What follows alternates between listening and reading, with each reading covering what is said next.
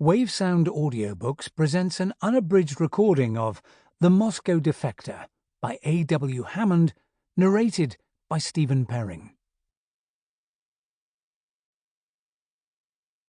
Verdun, France, Wednesday the 23rd of February, 1916. Duchene. The child's cry was distorted by the ruins of the bombed-out village. Its ragged voice, hoarse with exertion, slipped off walls and slid between the collapsed houses. In the distance, the dark night was lit by a red flare that was followed by a thin burst of gunfire.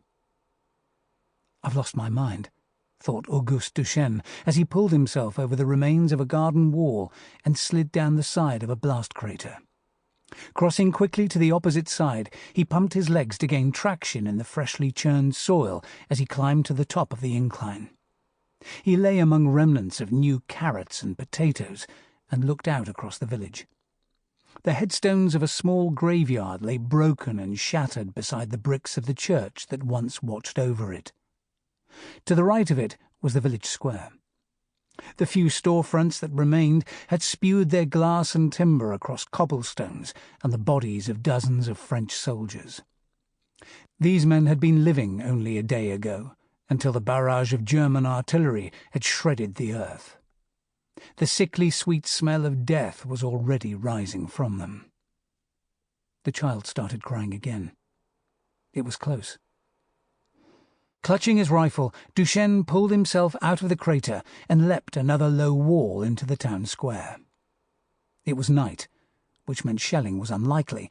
However, German infantrymen would be close, perhaps already around him and hidden in the gloom.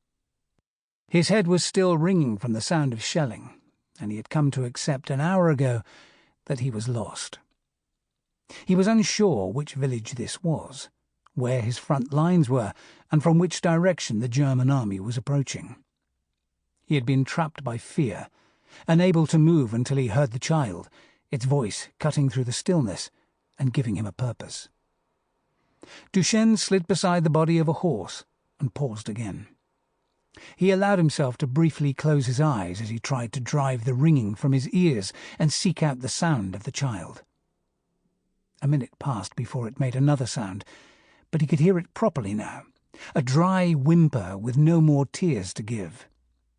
It was an older voice, not an infant or a toddler as he had assumed. It was a young boy or girl regressed to infancy by the devastation that had fallen from the sky.